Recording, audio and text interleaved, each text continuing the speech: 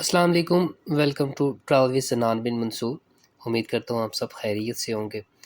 जैसे कि आप लोग जानते हैं, हम इटली से मुतल्लिक़ आप लोगों को मुसलसल अपडेट्स दे रहे हैं। काफ़ी सारे स्टूडेंट्स ने ये कहा था कि सर प्रोसेस बताएं, प्रोसेस कैसे करना है, अप्लाई कैसे करना है स्कॉलरशिप के लिए। तो काफ़ी सारी मेहनत के बाद मैंने जो है ना कुछ चीज़ें सॉर्ट आउट की हैं। तो मैं वन बाय वन आपको बताऊँगा कि इटली में आपने स्कॉलरशिप कैसे अप्लाई करना है। सारा प्रोसेस ऑनलाइन बताऊँगा।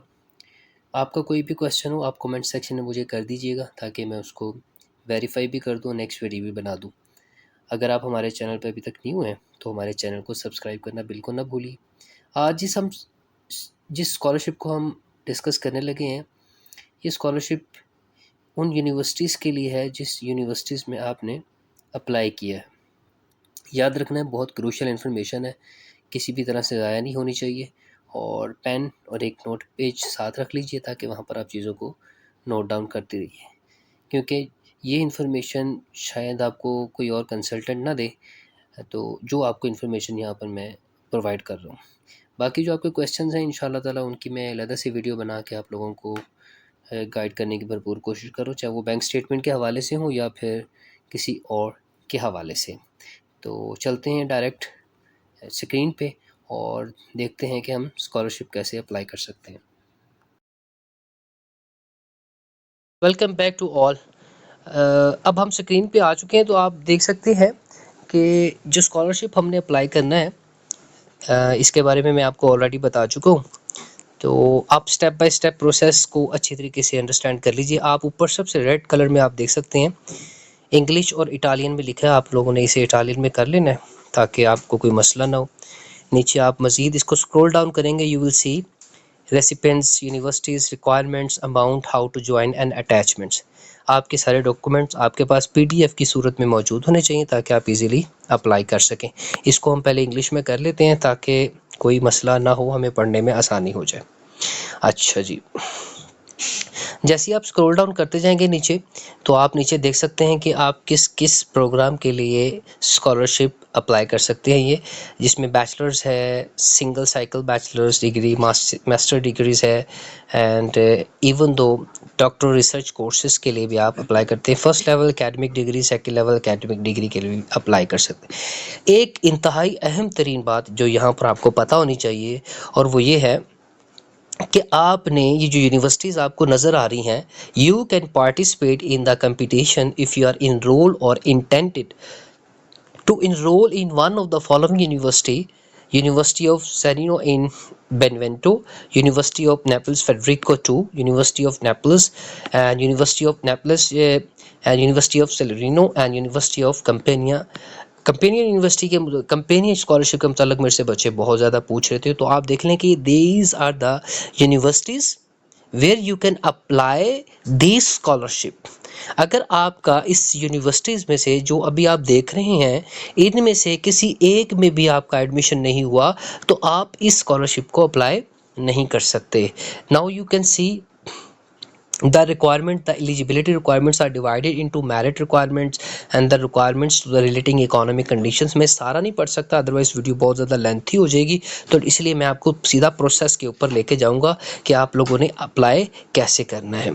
ठीक है, नाउ हाउ टू ज्वाइन के ऊपर जब आप आ जाएंगे, तो हाउ टू ज्वाइन पे आपने क्या करना है, थ्रू द रिजर्व स्टूडेंट्स के ऊपर जाके आपने क्लिक करना है। जैसे आप इसे क्लिक करेंगे, आपके सामने एक न्यू विंडो ओपन हो जाएगी। तो इसे आपने ट्रांसलेट कर लेना है, किसमें, इंग्लिश में ट्रांसलेट कर लेना है, ताकि आप लोगों को इजीली समझ आ जाए। अच्छा जी, उसके बाद आपने ये स्क्रॉल डाउन करना है और एक्रीडेशन में जाके दोबारा से इसको क्लिक करना है, और आपके सामने एक न्यू विंडो अगेन ओपन हो जाएगी। अच्छा, जब जैसे ये न्यू विंडो ओपन होगी, आप इसे एक बार ध्यान से पढ़ लीजिएगा। इसमें कुछ रूल्स और रेगुलेशंस लिखे हैं, तो इतना हमारे पास टाइम नहीं है कि हम इसको एक एक चीज़ पढ़ें, लेकिन मैं आपको हेडिंग पढ़ के सुना देता हूँ। EU regulation 2016 679 general data protection regulation और GDPR percent of article 13 of regulation EU 2016 679 of the European Parliament and of the Council of 27th April 2016, the following information is provided. Purpose and method of data processing, इसमें detail rules और regulations के बारे में लिखा है कि rules और regulation जब आप अप्लाई करेंगे लाइक कि स्कॉलरशिप के लिए, तो क्या क्या रूल्स और रेगुलेशंस के ऊपर जो है ना वो इम्प्लीमेंट होंगे। ठीक है, आप नीचे जाके एक्सेप्ट के ऊपर आप इसे क्लिक कर दीजिएगा।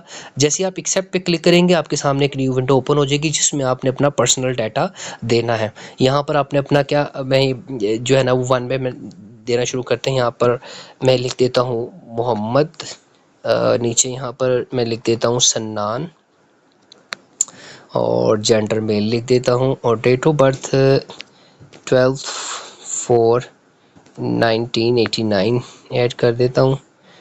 ठीक है, कंट्री ऑफ बर्थ डेफिनेटली आप पाकिस्तान को चूज़ करेंगे। तो आप जब नीचे आ जाएंगे यहाँ पर आप पाकिस्तान को क्लिक करेंगे। अच्छा जी, ईस्टो को आप ऐसे नहीं, आपने ऐसे ही रहने देना है। और प्लेस ऑफ बर्थ कंट्री, अच्छा जी ये टैक्स आईडी कोड है, इसको ध्यान से समझ लीजिए। आप ये नीचे देख सकते हैं यहाँ पर ये कैलकुलेशन टैक्स कोड आएगा। जैसे आप इसे क्लिक करेंगे ना तो ये ऑटोमेटिकली कोड जनरेट हो जाएगा। जब ये कोड जनरेट हो जाएगा आपने प्लेस ऑफ बर्थ लिखना है कि आप किस कंट्री के कौन सी सिटी में पैदा हुए थे। ठीक है, तो जैसे ही आप ये करेंगे तो ये आगे लाहौर आ जाएगा। आगे आपने ईमेल देनी है जो आपकी मतलब यहाँ पर मैं ईमेल अपना आईडी दे देता हूँ, और ताकि आप लोगों को verify that email address entered is a certified email address. ठीक है, तो कि आपने ये बताना है कि ये ईमेल जो है ना वो आपका सर्टिफाइड है या नहीं है। इसको आप रहने दीजिए और आफ्टर यू पे आप क्लिक कर दीजिए। जैसे ही आप आफ्टर यू पे क्लिक करेंगे आपके सामने एक न्यू विंडो ओपन हो जाएगी। अच्छा जी, न्यू विंडो ओपन होगी तो इसमें आपने मज़ीद अपनी डिटेल अपनी शेयर करनी है। लाइक यहाँ पर आपने सबसे पहले डेफिनेटली आप जिस कंट्री से भी हैं, इंडिया से हैं, पाकिस्तान से हैं, बांग्लादेश से हैं, नेपाल से हैं, दुनिया के किसी भी कॉर्नर से हैं, तो आप अपनी यहाँ पर नेशनैलिटी देंगे।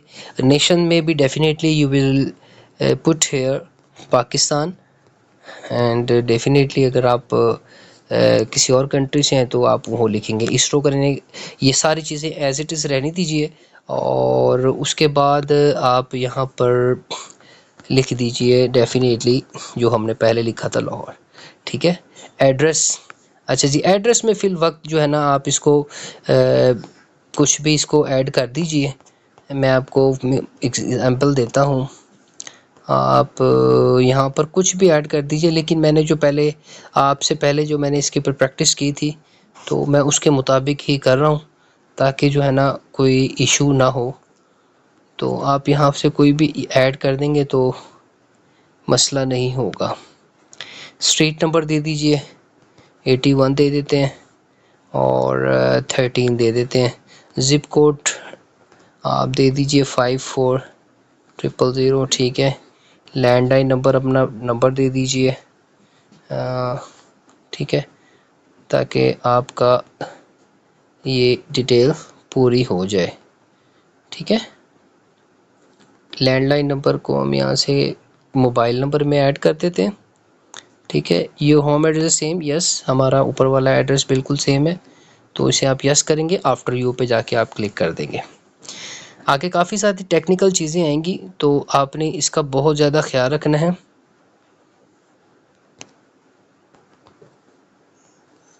ताकि कोई मसला ना हो। अब आपके सामने एक न्यू विंडो ओपन होगी, आपने इस न्यू विंडो को बहुत ज़्यादा ध्यान से, अगेन मैं बता रहा हूँ, एक एक चीज़ को बहुत ज़्यादा आपने फिल करना है। यहाँ पर आपने अपने आइडेंटिफिकेशन डॉक्यूमेंट ऐड करने, आपने अपना पासपोर्ट जो है ऑर्डिनरी पासपोर्ट ऐड करना इशूड बाय, इसमें भी आप फ़िलहाल जो है ना वो इसको ही कर लीजिए क्लिक। यहाँ पर आप अपना पासपोर्ट नंबर दे दीजिए। ठीक है, ताकि जो है ना वो क्लियर हो जाए। अच्छा जी, नेशन में आप अपना पाकिस्तान लिख दीजिए ताकि आपके लिए आसानी हो जाए। प्लेस लाहौर लिख दीजिए। इसके बाद आपने क्या करना है, जब आपका पासपोर्ट अपलोड हो जाएगा, पीडीएफ अपलोड हो जाएगी और आपका पासपोर्ट नंबर, ये सारी चीज़ें वेरीफाई हो जाएंगी, जिसमें आपने एक्सपायरी डेट, आपने इशू डेट, ये सारी चीज़ें मेंशन करने के बाद आपने इसको सेव कर लेना है और कंटिन्यू कर लेना है। ये आपका यहाँ तक प्रोसेस कंप्लीट हो जाएगा। फिर उसके बाद आपने पासवर्ड जनरेट करना है जो कम से कम 20 करैक्टर्स पे हो, आसान भी हो और आपको कंफर्म करने में कोई मसला ना हो। बेहतरीन तरीका ये होता है पासवर्ड जनरेट करने का कि आप उसे लिख लें। तो जैसे ही आप पासवर्ड जनरेट कर लेंगे तो वो आपको ये बताएगा कि आपने अपने क्रेडेंशियल पूरे कर लिए। इस पासवर्ड को आप सेव कर लीजिएगा और फिर आपके सामने एक न्यू विंडो ओपन होगी। इस विंडो में जब आप लॉगिन हो जाएंगे, लॉगिन होने के बाद आपके पास कुछ इस तरह की जो है ना वो मेन्यू ओपन हो जाएगा। आपने अपनी स्कॉलरशिप के मुताबिक जो आपने स्कॉलरशिप चूज़ किया है उसको आपने सेलेक्ट कर लेना है। जब आप उसे सेलेक्ट कर लेंगे तो आपके सामने एक न्यू बार ओपन हो जाएगी, एक न्यू मेन्यू ओपन हो जाएगा जिसमें कुछ डिटेल आपको नज़र आएंगे जो आपने ऑलरेडी सबमिट करवाई हैं। आपसे वो ईमेल मांगेगा, आपने जो पहले ईमेल हमने दी थी उसे ही आपने कॉपी करके यहाँ पर पेस्ट कर देना है और उसे सेव एंड कंटिन्यू कर देना है। और एक बार अपनी सारी इन्फॉर्मेशन को आपने क्रॉस चेक कर लेना है। देखिए यहाँ पर लिखा भी आया है पर्सनल डाटा आपका, तो आपने इसे अच्छी तरीके से वेरीफाई कर लेना है कि कोई डाटा आपका मिसिंग ना हो और सारी चीज़ें जो है ना वो वही हों जो आपने सबमिट करवाई है। तो इसे सेव एंड कंटिन्यू आप करते रहेंगे तो ये आपको नेक्स्ट पेज पर लेता जाएगा। अब यहाँ पर आप देखें न्यू जब मेन्यू आपके सामने ओपन होगा तो यहाँ पर क्लियरली लिखा हुआ आई डिक्लेयर, मैं इस बात का इकरार करता हूँ। अच्छा, जब ये आ जाता है ना कि मैं इस बात का इकरार करता हूँ, आई डिक्लेयर, तो इस सेगमेंट को, इस पोर्शन को आपने बहुत ही ध्यान से पढ़ना है क्योंकि यहाँ पर आपकी सारी चीज़ें अगेन वेरीफाई हो रही होंगी और आपसे पूछा जा रहा होगा कि आपने कौन सी यूनिवर्सिटी चूज़ की है। जैसे कि अभी मैंने आपको बताया जिस यूनिवर्सिटी में आपने अप्लाई किया है कि मैं डिक्लेयर करता हूँ, मैं इस बात का ऐलान करता हूँ कि मैंने इस यूनिवर्सिटी को चूज़ किया है, उसके ये रूल्स और रेगुलेशंस हैं जो मैं फॉलो करूँगा और मैंने स्कॉलरशिप के लिए अप्लाई किया है, उसका जो तरीक़ाकार है वो इस तरीके से है। आपने इन सारी चीज़ों को बहुत अच्छे से पढ़ना है। पढ़ के उसके ऊपर आपने क्या करना है, जो आपको बॉक्स नज़र आ रहे हैं ब्लैंक, उसके ऊपर आपने टिक करते जाना है। उसके बाद आप क्या करेंगे, सेव एंड कंटिन्यू करते जाएंगे, आपके सामने न्यू मेन्यू ओपन हो जाएगा। आप ये देखेंगे 4 आपको नज़र आने जिसमें से पहले 3 आपने नो कर देने और आखिरी वाला आपने यस करना है। इसको भी आप, वैसे मैं आपको बता रहा हूँ लेकिन आपने इसको पढ़ के करना है, ठीक है, क्योंकि मैंने इसको पहले से प्रैक्टिस किया हुआ है इसलिए मैं आपको बता रहा हूँ।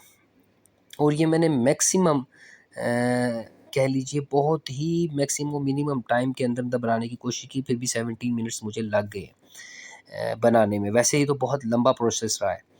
तो नेक्स्ट मेन्यू खैर आपके सामने जब ओपन हो जाएगा इसको भी अच्छी तरीके से पढ़ लीजिएगा, इसे वेरीफाई कर लीजिएगा कि इसमें कोई ऐसी शिक, ऐसा आर्टिकल तो नहीं है जो आपकी स्टडी के अगेंस्ट जाता हो या आपके जो है ना वो केस के अगेंस्ट जाता हो। देन अगेन मेन्यू जब ओपन होगा, आई आस्क, मैं पूछता हूँ, ठीक है, इस बारे में भी वो आपसे आपकी राय लेगा।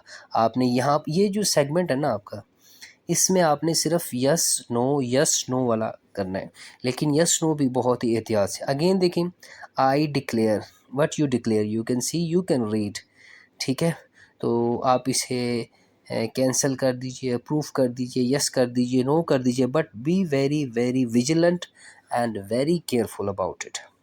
अगेन आई डिक्लेयर, मैं इस बात का इकरार करता हूँ कि मैं जो भी स्टडीज़ करूँगा उसका जो है ना वो मैं ज़िम्मेदार हूँ। क्लियर? अच्छा जी, यहाँ पर आप देख रहे हैं ये मैं आपको 0 डाल के बता रहा हूँ। अच्छा जी, ये कुछ ऐसी डॉक्यूमेंट्स हैं जो आपको इटली ही जाके मिलेंगे। फॉर एग्ज़ाम्पल अगर आपने कोई अपनी स्टडी की इक्विवेलेंस निकाली है, अगर वो यहाँ पर नहीं मिली तो वो डेफ़िनेटली आपको वहाँ पर जाके मिलेगी। तो फिल वक्त चीज़ों को सेट करने के लिए मैं ये कोशिश कर रहा हूँ कि आपको जो है ना वो चीज़ों को समझा दिया जाए। अच्छा, जब भी आप ये कर लेंगे, मतलब ये सारा आपका ये एरिया क्लियर हो जाएगा, फिर उसके बाद ये आपको नेक्स्ट मेन्यू में ले जाएगा। वहाँ पर जाकर फिर आपसे एक बार फिर वेरीफाई करवाएगा कि ये जो आपने डिटेल ऐड की है ये ठीक है या नहीं है। बात ये है कि जब तक आप इसे खुद से प्रैक्टिस नहीं करेंगे आपको आइडिया नहीं होगा। और प्रैक्टिस का बेहतरीन तरीका ये है कि मैंने इस स्कॉलरशिप की वेबसाइट का लिंक अपनी वीडियो में दे दिया है, आप इसे जाके चेक कर लीजिएगा।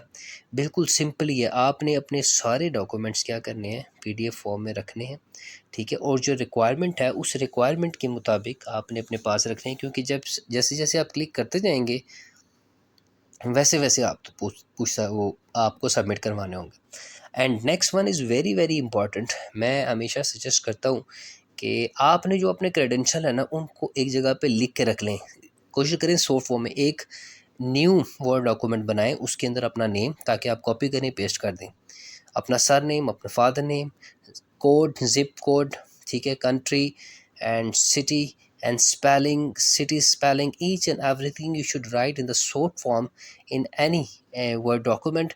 And when you are going to fill online form, you just copy the text and paste on the relevant box. So the thing is that you have to be very careful whenever you are going to fill this scholarship form. So these are the things which are very important, and you have to be very careful when you are going to fill it. सो ये simple सी कुछ चीज़ें थी जो मैंने आपको बहुत ही आसान लफ्ज़ों में आपको बताई हैं, ताकि आप लोग इसे खुद से फिल कर सकें। जब आप ये फिल कर लेंगे आगे फिर एक डिक्लेरेशन आ जाएगा। ये डिक्लेरेशन में लेने का मेन पर्पज़ ही यही होता है ताकि आप इस चीज़ के गवाह हो जाएं कि आपने जो डॉक्यूमेंट सबमिट करवाए हैं वो बिल्कुल ऑथेंटिक हैं।